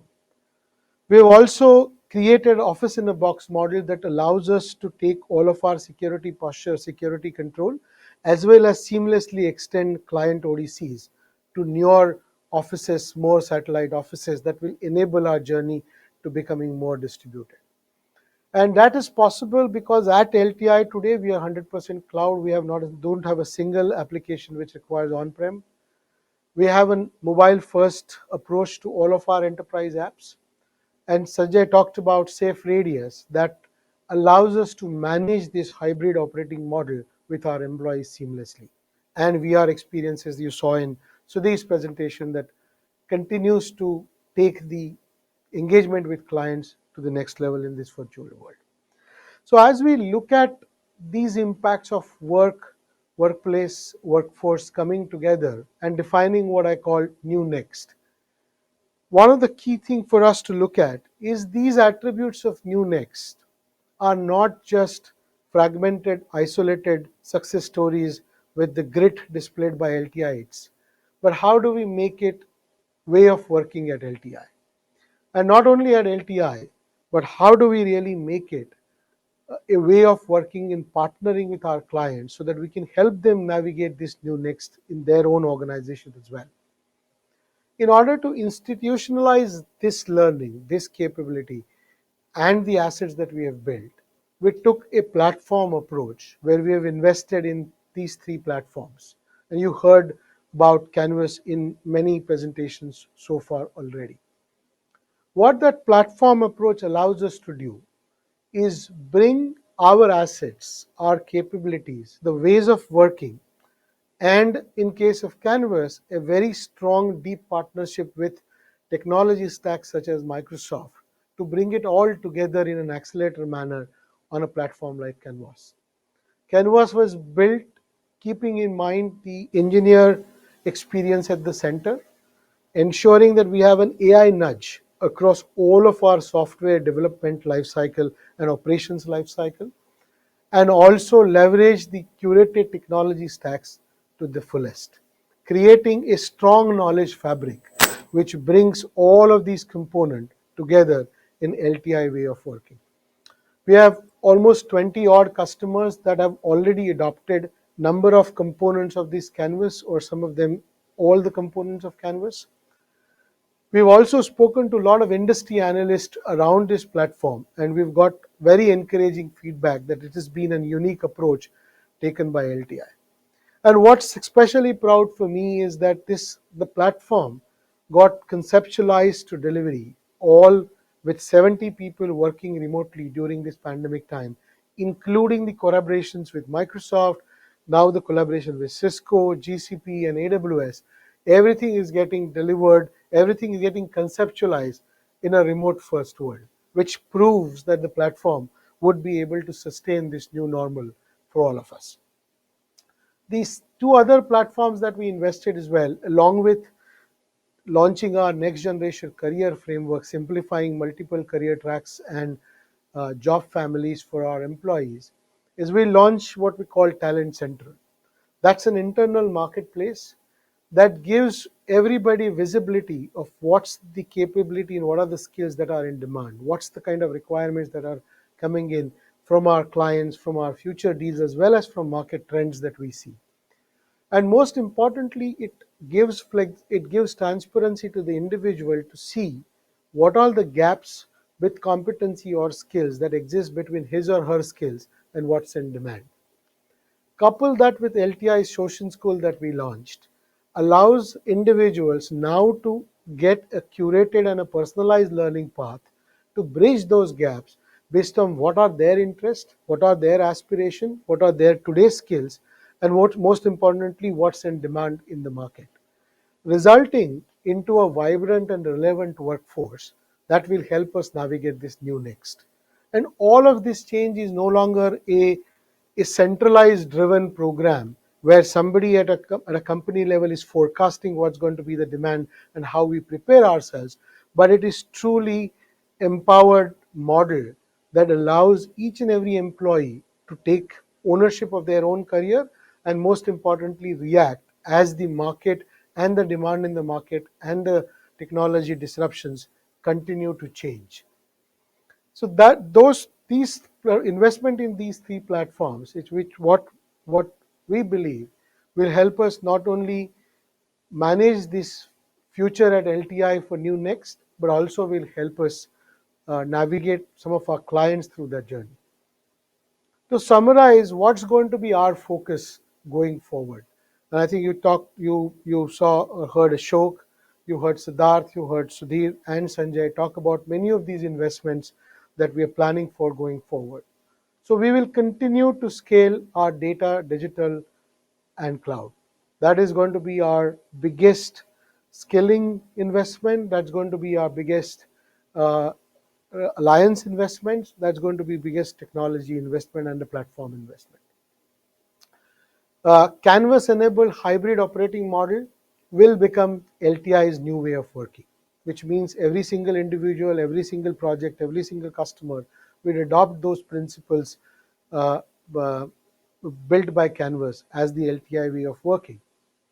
And as Ashok said, we will continue to make our investments on localization. So at the end of this investment period, we would have a far more diverse workforce. And also, as I said, we'll have a larger network of distributed delivery centers across the globe. So that's what in store at LTI as we continue these investments going forward. Thank you all for your time today. And it was great talking to you, and we'll see you next year.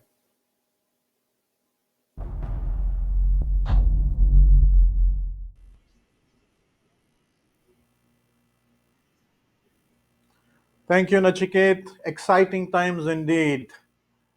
Future clearly, as you pointed out, belongs to people and companies which invest in new ways of thinking, think differently with Socin, and apply the engineering mindset and DNA that we have so much inherited from our parent, Larsen and Toubro. Guys, we will get ready for Q&A. We have a lot of questions that have already come in. Please do keep sending your questions as we get ready to get the panel on the stage.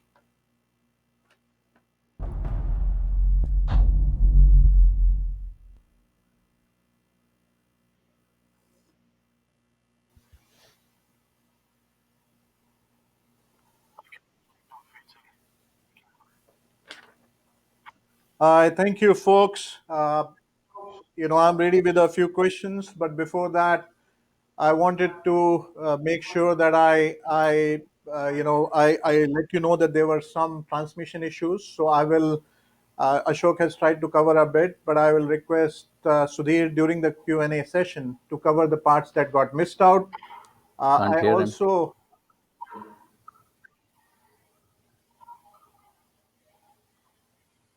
Hi, guys, can you hear me? Now, yes. Now we can, All right. Sanjay. All right. So as I was saying, thank you for joining us today. I understand we had some transmission issues, but hopefully it were very small. You couldn't hear some parts of it, and we will try to cover that during Q&A as we go along.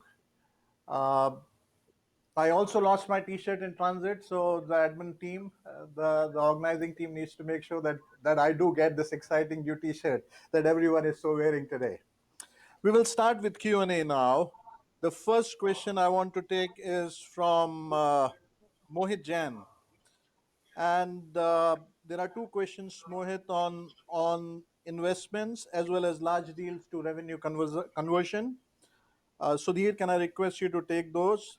And the question is, last year your large deal pipeline was up 40%, and this year is up 60%. How was the translation to revenue last year, and how do you see it progressing this year?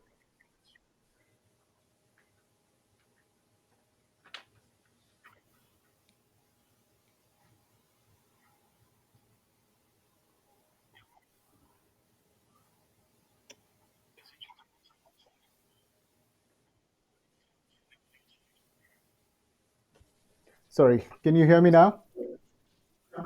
Yes. Sorry, folks, my bad. I was on mute. I think that's one of the lines of the pandemic. So, it hadn't been used till now. So there you go. So, Sanjay, on that question, thank you, Mohit. So firstly, the good sign is that our pipeline is up significantly, and this pipeline is up across both, our existing account portfolio clients as well as new logos, and the new logo pipeline continues to be strong. So that's a good sign that we are making headway across in multiple directions.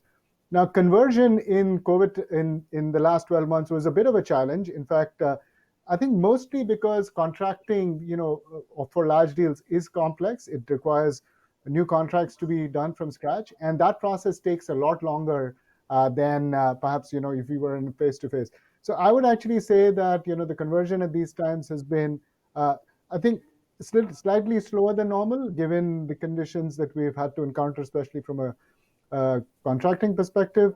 I expect that clients will pick up pace towards the second half of 2022, calendar year 2022, summer 22 onwards. But I think, as I said in the previous part of my presentation, these large deals are coming in multiple different areas.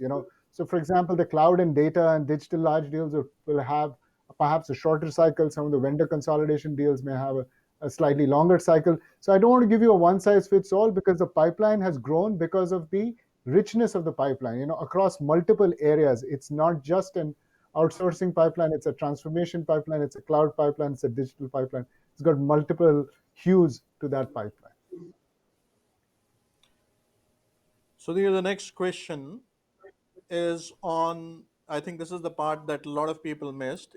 And there's a request, if you could please elaborate a little bit on the latest large deal in Middle East, and Sure. what will LTI's role be? Okay. Yeah, thank you. And thank you to Ashok for picking that up. In fact, I started my presentation with this announcement. So we recently issued a press release regarding our partnership with Injazat in the UAE. Injazat is part of Mubadala and has recently tied up, along with G42, become the #1 cloud provider in the UAE. It has 50 plus clients across the board. Now, what's interesting is that these clients are all uh, across different verticals. So there are government clients and oil and gas clients. They're clients in different sectors of the industry, and all of these clients are undergoing digital transformation. So what our partnership with Injazat entails is that we will take over the infrastructure, application, and ERP services to start with, and deliver those services using a best show model to these clients.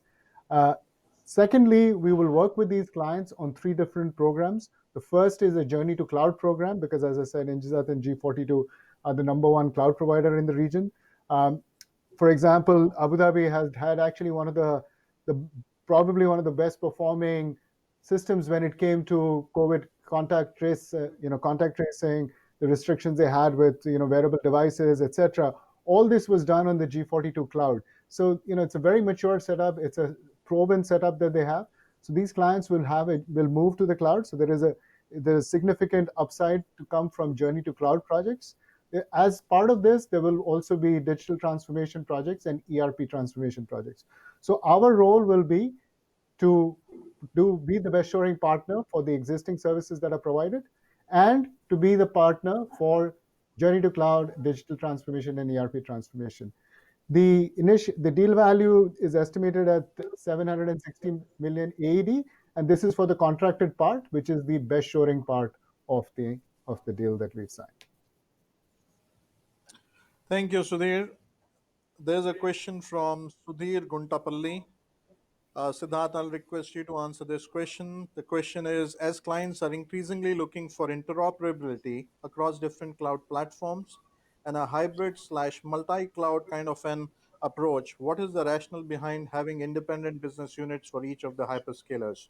Will that not translate into a siloed solution approach? And can you elaborate on how Rainbow can solve this problem? Well, that's a great question, Sudhir. Um, you've got to, when you look at cloud, you've got to look at it at more than one layer. And let me just kind of simplify what I'm talking about. So when we look at hybrid cloud or multi-cloud operations, what is still happening is the individual clouds are being run and are being operated. What companies are trying to unify is the manageability layer, right? Moving workloads between clouds, managing the workloads, managing the financial operations, and etc. So that manageability layer is where the unification of clouds happens, and that is something that we will continue to build that capability on. From a one is from a tool set perspective, and cloud products like Anthos allow you to do that, and there are many others.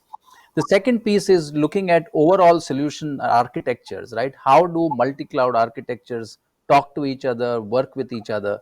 That's the function that is going to be a common function: enterprise architecture, cloud architecture. So what we're going to do is this hybrid model where you build deep expertise in the individual clouds because the workloads are sitting on those clouds, but we in parallel also build the expertise to drive common manageability, common architecture. So we believe that is how we're going to address the topic that we spoke about. Sanjay, back to you. Sanjay, can Thank I you, just Siddharth. add? Sure, Sudhir. So just one point to add to that. See, from a sales perspective, what we also want to do is with the cloud providers. The cloud providers are leading sales in the market today. So we want to show them one face of LTI so that they are not exposed to the complexity of multiple groups and units within LTI. So they have one centralized place to go and partner with. As I said, as they're leading the sale, I talked about how we're doing large deal constructs together with them. This is extremely important for us to provide them one unified way of interacting with everything that LTI has to offer. Thank you, Siddharth. Thank you, Sudhir. There are lots of questions on margin outlook. How are we going to invest in the cloud unit, data unit? Everything is translated back to what will be the margin profile of LTI in the next 3 years. Before I hand it over to Ashok, guys, please look at and see our consistent message to you. Please consider as a growth company with stable margins. We want to keep the PAT at 14 to 15, and we have always said that we will never shy away from making investments. There are a lot of investments. It's not as if we are announcing these without any investments, these two units without any investments. So far we have invested tremendously over the last 4 or 5 years. We did two acquisitions, Augment IQ and Limbic for data. We did PowerUp for cloud, and we will continue to do that. But Ashok, if you want to add anything more on the margin front, there are lots of questions on that.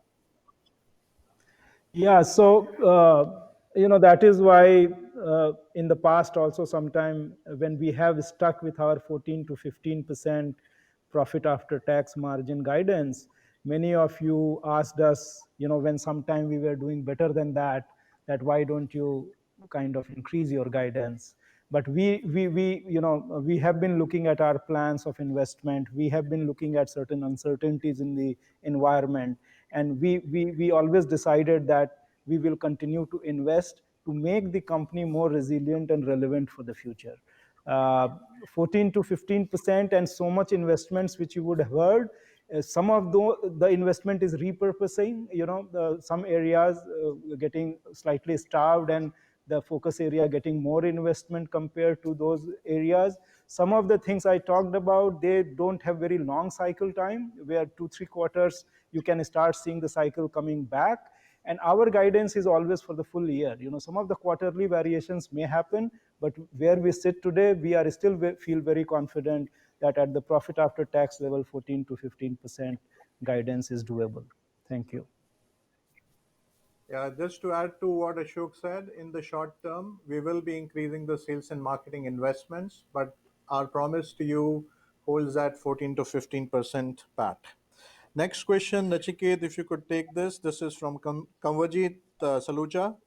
Snowflake offers entire suite of products that was alluded in the products presentation. I'm sure that you have no intention to compete with them, but unable to appreciate additional insights that LTI brings to the table. Please suggest your thoughts. Sure. Thanks, Sanjay. And good question, Kamalji. So the product suites that we've built, we don't think compete with Snowflake at any level today at all. It actually complements Snowflake and its product offering in a multiple places. And we've had a very strong partnership. Probably we are the only system integrator to enjoy that level of partnership with Snowflake in the last 2 to 3 quarters. We are doing joint go to market, and this whole paradigm shift around data on cloud, they are one of our key partner to help many of our clients achieve. It's a backbone of our Mosaic on cloud offering. It's a backbone of our Lenny SaaS offering.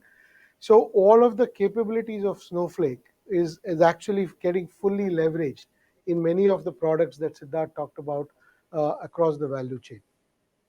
But what we also know in this whole new uh, hyperscaler led technology world is that there will be some cases where you will partner on some and you will compete on some.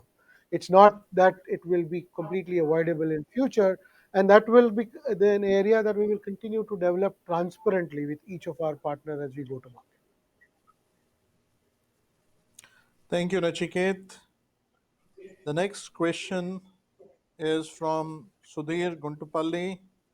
Siddharth, can I request you to, because it was, I think, in your session, can you please help us understand some use cases where LTI would have helped transformation in the transformation case studies like Disney, Carrier, etc.?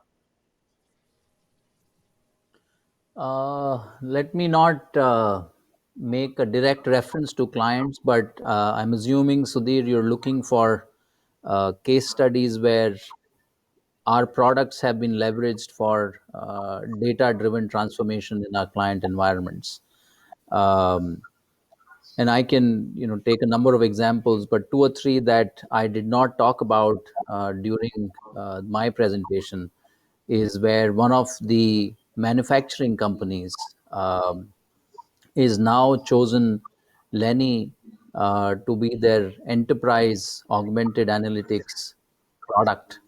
And they have identified a whole suite of use cases that they want to light up using Lenny. Some examples of the use cases are in the area of customer support. So, how do you rapidly understand the customer sentiment, the customer experience of the product set that you have deployed? Now, customer experience typically was the domain of consumer based companies, right? Not typically associated to manufacturing organizations. But even now, manufacturing organizations are thinking about customer experience in a very central way. And Lenny will become a very core product that they will use to understand and get answers to different dimensions of customer experience. The second area they're looking at is the repairs and maintenance space. There is an incredible amount of inventory, working capital that is stuck with these organizations in terms of spare parts and what is in cycle. Once more, they're going to use Lenny to create more efficiency in their working capital setup when it comes to spare part inventory, maintenance, and so on and so forth. So there are umpteen examples, Sudhir, about how our products are being used. Sudhir spoke about the risk assessment framework from a bank perspective. So these are compliance that any bank operating in Europe has to align to. And Lenny has been adopted by, and Mosaic, actually the whole Mosaic suite has been adopted this by this particular bank to accelerate the time to market from a compliance perspective so that they are able to finish their compliance processes in time. So there are a lot of use cases, Sudhir, that we can talk through regarding how our products are being used. Sanjay, back to you. Thank you, Siddharth. I have a question from Sandeep Agarwal that's for me. There is, Sanjay, there is so much of growth coming from cloud, and also globally, clients' perception has completely changed towards technology in a favorable way. Then I guess what stops us at least seeing that replicating last 5 years revenue and earnings CAGR over next 5 years is at least the aspiration. Sandeep, we do not give revenue guidance, and this is a fast-changing world. But we have always clearly articulated our aspirations to be seen by you as a growth company, and we will continue to make investments and be in the leaders quadrant. That's not to answer specifically your question, but there is nothing more that I can say that but to say that we'll continue to invest. There are great opportunities. We are seeing increased traction with the kind of conversations that we are having with the customers. Some of the deals last 2 quarters, the large deal conversion was a little bit tepid. But if you look at Injazad, it changes a lot of things for us. So we'll continue to strive and drive towards being in the leaders quadrant, if not be the leader, and that's our aspiration. There are more questions coming, Sudhir, on Injazad. So Nitin Padmanabhan has a question on that. Does realizing the potential of AED 760 million revenue from Injazad deal require selling into their 50 clients? So, okay, so this is, as I said, the contracted revenue. So this is what we expect to do as part of as part of what has already been agreed with them over the 6-year period. Remember, there is an installed base of clients for which services are provided. So this is what we are taking over. I just want to add upon, as we are partnering together in the ecosystem, what will, as we become the core services provider, perhaps your question is, I think I'm anticipating a question as to what will Injazat's role be. But I think this is clearly where, in the cloud ecosystem, they become the cloud provider. So they're also fundamentally moving from being a local IT services player to actually being the UAE's #1 cloud player. So that's the journey that is what they will lead in the market, and that's where the G42 collaborate the tie-up with G42 comes into play, and that is what they will focus on doing. Obviously, they will lead the go-to-market efforts.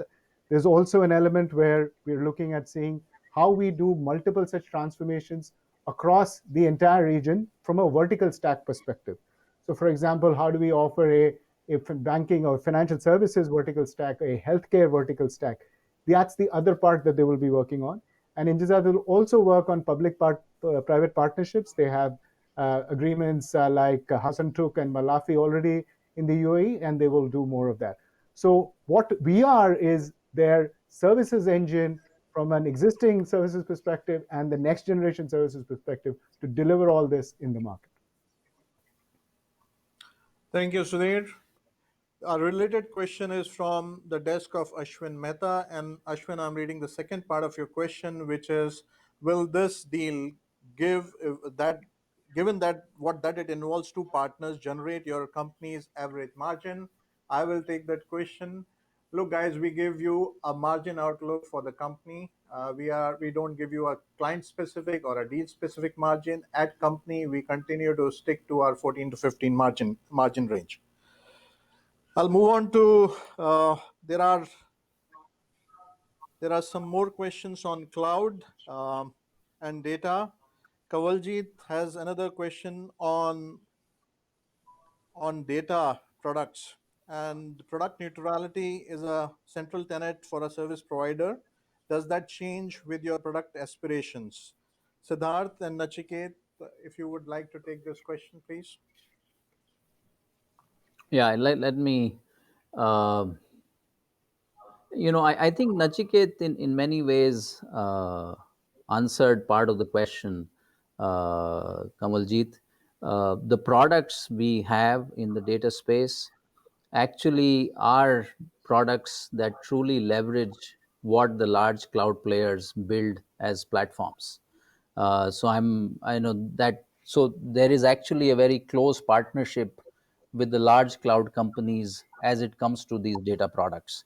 Now, can that change in the future? Sure, it can. But that is the world we live in, where we compete in some areas, we partner in some. As of now, there is a very tight partnership with all the cloud companies in as it comes to our data products. Now, what could we end up be competing with? We're ending up competing with a lot of the startup organizations in the cloud space who are not, right as of now at least, not very large partners for us. So it's not that we are eating into our existing business to be competing with these companies. So two things: one, right now the products work very well with the large cloud companies. They are tight partnerships with them. They are on many of the marketplaces actually. And who do we compete with? We compete with the startup organizations who are typically not the large partners for us. That's what I would say. Nachiket, would you like to add? I think you covered most of the points, Siddharth. Maybe one point I will add is if you also see why we have created the independent product unit, is also to sort of remove that bias from our services business as well, so that our data services business will continue to be product neutral, so to speak, right? That there will be customers where we will be working on other products which might be in the same space as ours, and that will be a situation from client to client. And today also we work on many technologies and many products across each of our clients. Some of them we have partnership with, some of them we don't, and that is largely a client specific arrangement that we work in. So that's what our aim is by creating an independent product unit, that the services team, like any other SI, continues to focus on solving client problem, preferably with our product, but in general with sometimes with other products as well as we solve those problems.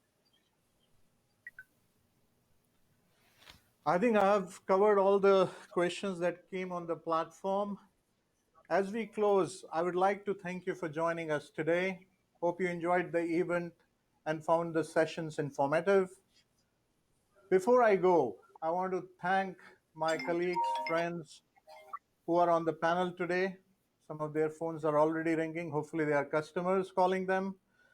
Uh, and all the dozens of team members across the continents who have worked tirelessly to make this event a possibility.